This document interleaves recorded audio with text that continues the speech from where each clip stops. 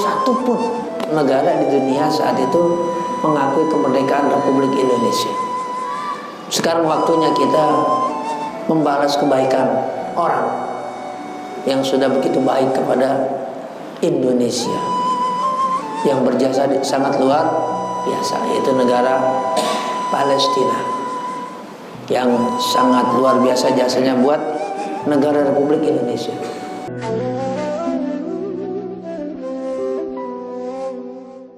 Kita doakan juga saudara-saudara kita di Palestina yang saat ini mengalami ujian yang begitu berat.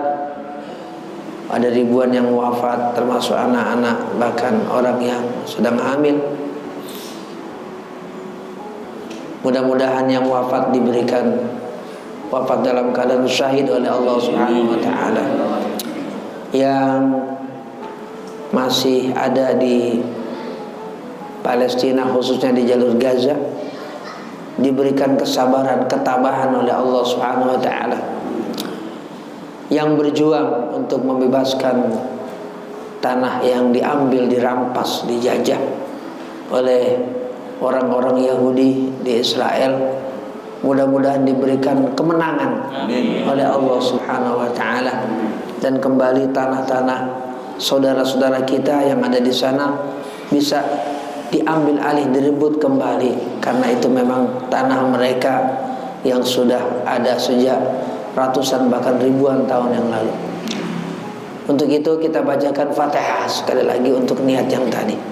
Ala hadhihi niyya wa ala kulli niyatin salihah wa ila hadrati sayyidina Muhammadin al-Mustafa Rasulullah sallallahu alaihi wasallam bi niyatil qabul wa tamami kulli sul wa ma'mul bi jahi sayyidina Rasul. Al-Fatiha.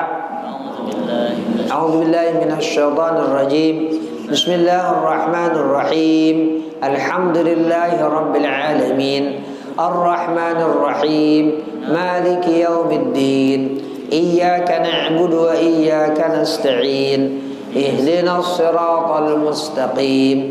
Siratal ladzina an'amta 'alaihim ghairil maghdubi 'alaihim waladdallin. Amin. Saya juga menyerukan kepada seluruh jamaah, baik secara pribadi ataupun secara berkelompok, berjamaah, bersama-sama, kita mendoakan saudara-saudara kita di Palestina agar semua yang tadi sudah saya sampaikan juga cepat dikabul oleh Allah Subhanahu wa taala. Juga saya menghimbau kita dapat hadir di beberapa titik kumpul yang diadakan oleh seluruh umat Islam. Bahkan ini juga lintas agama, jadi ini bukan sebatas untuk umat Islam saja, karena ini bicara kemanusiaan. Ini juga bicara tentang kita sebagai negara Republik Indonesia, yang memang negara kita pertama kali ketika diproklamirkan 17 Agustus 1945 di antara negara dan juga mufti di satu negara yang mengakui secara de facto. Ini sejarah ya, ini sejarah, dan dicatat juga dalam sejarah Indonesia. Artinya negara itu punya catatan yang lengkap. Itu adalah negara Palestina. Sebelum berdirinya Israel 1948. Jadi 45 ketika Palestina itu masih belum dijajah sebagai satu wilayah yang merdeka, itu lewat muftinya yaitu Sayyid Amin Al-Husaini, bahkan seorang habaib. Sayyid Amin Al-Husaini, mufti Palestina saat itu, langsung memberikan satu pengakuan secara tertulis kepada saat itu Menteri Luar Negeri Indonesia Haji Agus Salim, dan juga pimpinan diplomat Duta Besar Indonesia yaitu Abdurrahman Baswedan. Tapi ini saya lagi bukan kampanye ya, yang salah paham. Jadi ini saya bicara soal Palestina, sejarah. Memberikan satu penyerahan,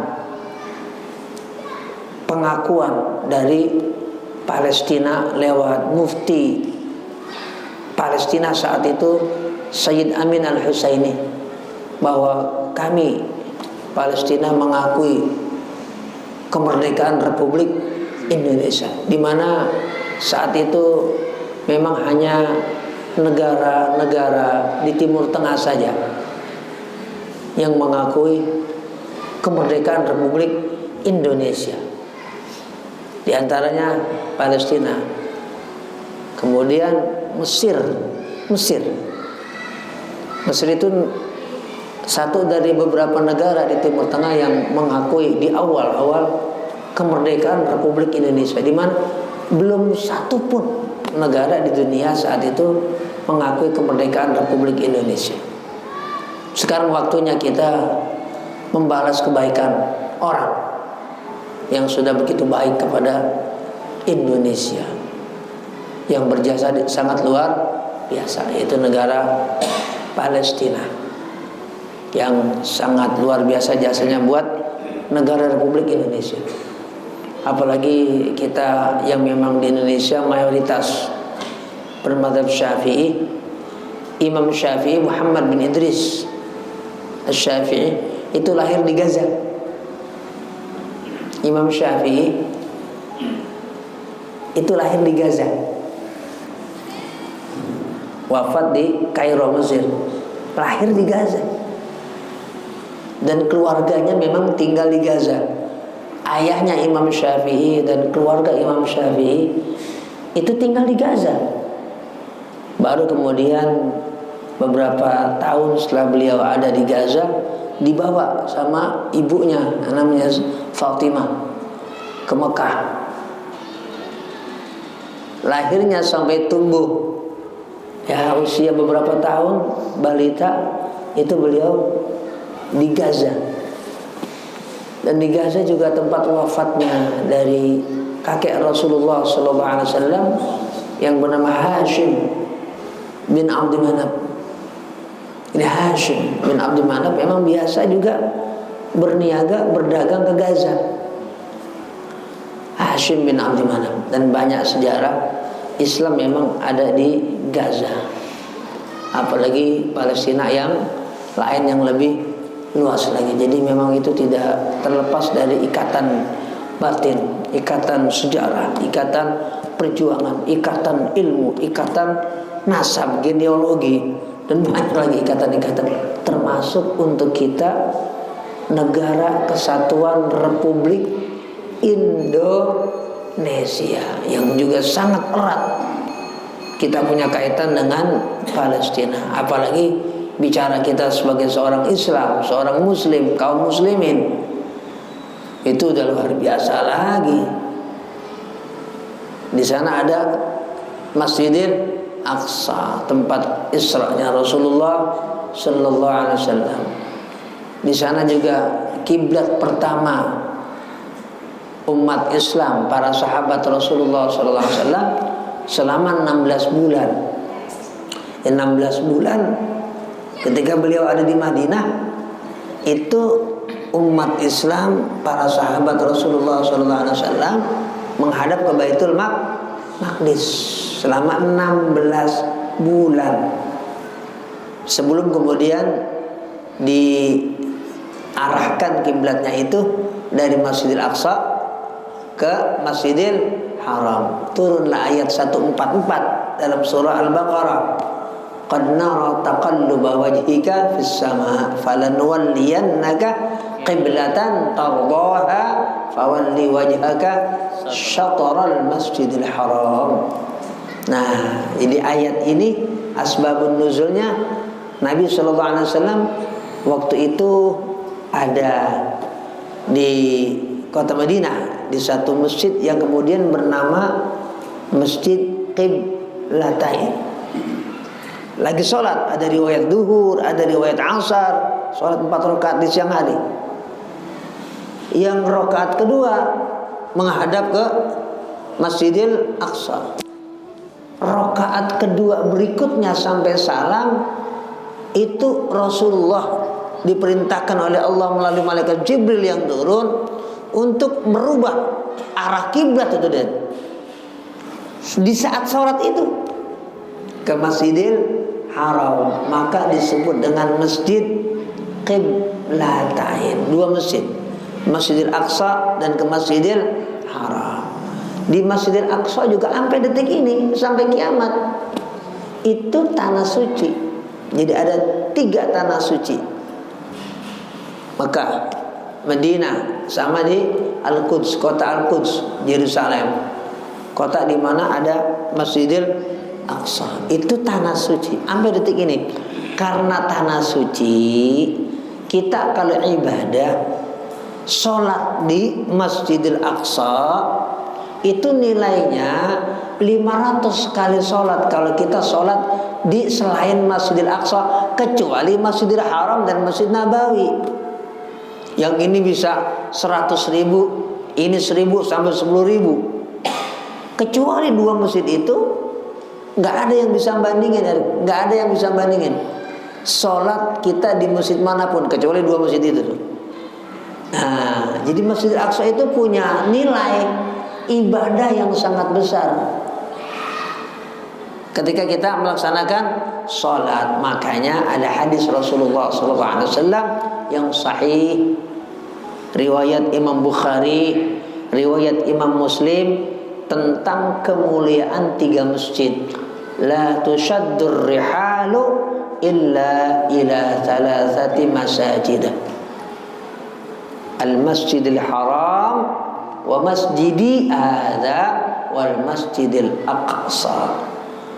Perjalanan itu tidak boleh dilakukan. Maksudnya bukan nggak boleh, itu pengertian haram. Ini untuk menunjukkan keutamaan 3 masjid. Kecuali ke 3 masjid. Pertama Masjidil Haram, kedua ke Masjid maksudnya Masjid Nabawi, ketiga ke Masjid Al-Aqsa. Ada hadisnya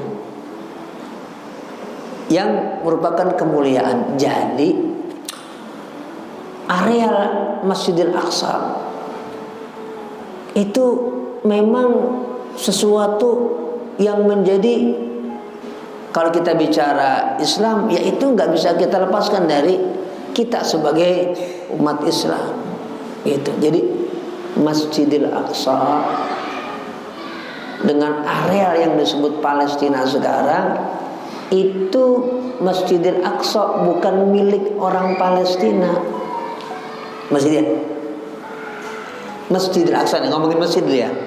Kalau tanah Palestina itu milik orang-orang yang ada di sana. Apakah itu orang Islam, apakah itu orang Kristen? Karena tanah Gaza dengan Palestina itu di situ memang sudah berdiam. Muslim kah, orang Nasrani kah? Termasuk yang sekarang dibom Gaza, itu banyak juga orang-orang Nasrani di sana yang meninggal, ada ratusan. Jadi bukan sebatas umat Islam. Jadi kalau kita bicara tanah Palestina itu bicara yang sifatnya global, kemanusiaan secara universal. Ini kita bicara masjid dulu. Masjidil Aqsa itu bukan milik orang Palestina saja, tapi Masjidil Aqsa itu milik seluruh umat Islam. Lah kemanusiaan di Palestina itu berarti itu bicara kita yang sifatnya global, universal, kemanusiaan. Jadi jangan kemudian kita tidak punya kepedulian sama sekali. Minimal doa. Cakepnya lagi donasi. Ada yang tanya, ngapain kita pakai batu-batu yang jauh banget? Saudara kita aja bantuin. Ya dua-duanya.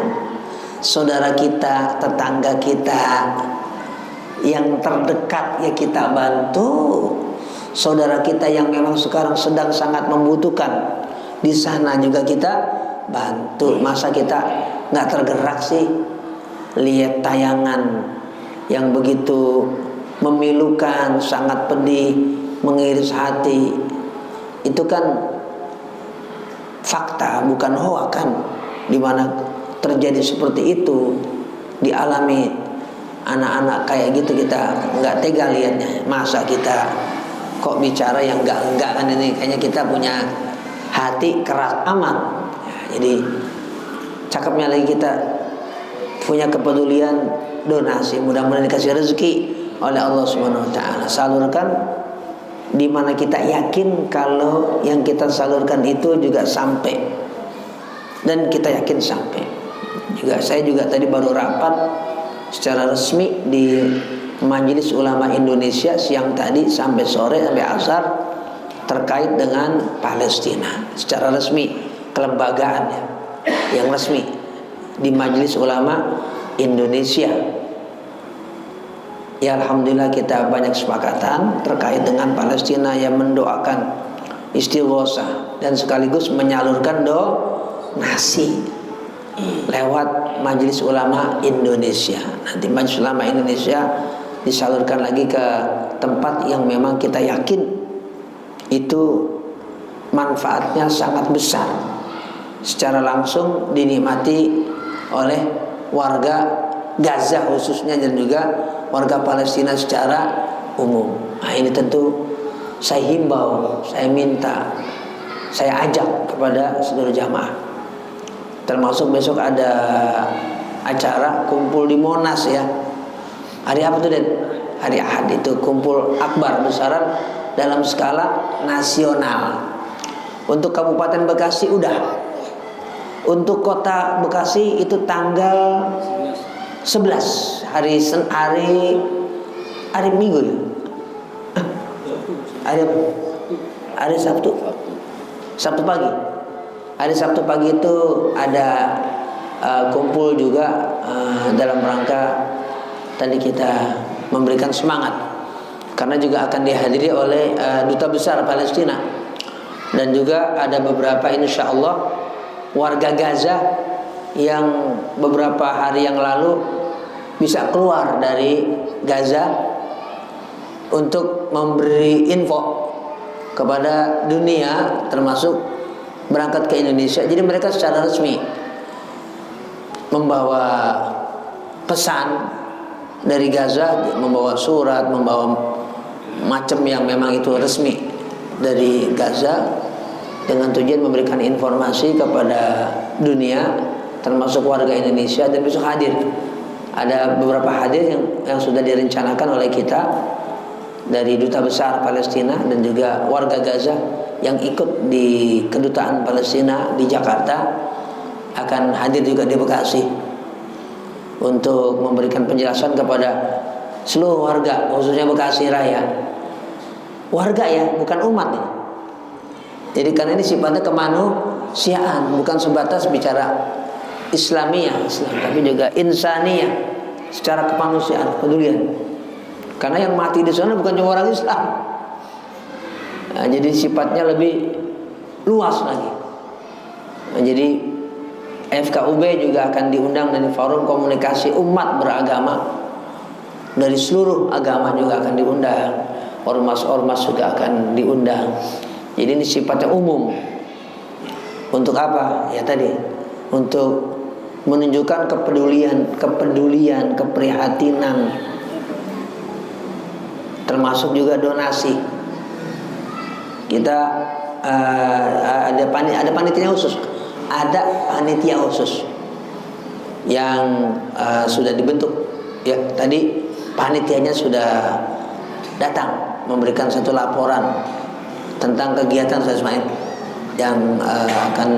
yang sudah dilaksanakan dan akan terus dilaksanakan, termasuk besok yang ada di Jakarta nasional, juga untuk di Kota Bekasi, Kabupaten Bekasi udah. Yang mudah-mudahan kita yang ikut nimbrung juga dalam kegiatan-kegiatan ini, atau kita yang mendoakan baik secara pribadi, keluarga kita, masyarakat kita, baik secara berjamaah dalam skala kecil atau berjamaah dalam skala besar, dengan niat ikhlas dalam hati kita, ini diberikan barokah oleh Allah Subhanahu wa taala. Dan sekali lagi, seluruh warga Palestina, warga Gaza khususnya, diberikan kesabaran, ketabahan oleh Allah Subhanahu wa taala, yang berjuang di sana ya, dengan niat yang baik, dengan niat yang ikhlas, dengan niat yang karena Allah. Saya nggak menyebut siapa atau kelompok apa. Yang saya dengar itu ada yang bicara, saya aja kaget ada yang bicara seperti itu. Nggak saya sebut nama orang itu, yang mengatakan si Anu ini didirikan oleh si Anu. Itu kayaknya menyayat hati banget. Orang lagi mati diburuk sangkain, ya Allah, orang lagi pada susah. Jadi bukan saatnya kita sekarang ngomongin sono sini, apalagi berdebat. Sekarang saatnya kita membangun kepedulian, bukan untuk ngomongin sono sini yang gak jelas. Katanya si ini dibentuk, didirikan oleh si Anu dan segala macam. Itu kita tepis dahulu. Siapapun di sana yang berjuang, termasuk apalagi umat Islam yang berjuang dengan hati yang tulus, dengan hati yang ikhlas karena Allah, kita doakan diberikan kemenangan oleh Allah Subhanahu wa taala. Dan kalau beliau-beliau saat berjuang dengan hati yang tulus, dengan hati yang ikhlas, wafat dalam pertempuran, dikasih sama Allah nilai syahid, nilai syuhada. Itu yang terbaik yang ingin ada di hati kita untuk saudara-saudara kita yang sekarang ada di Palestina. Dan mudah-mudahan kita jangan sampai ada di antara kita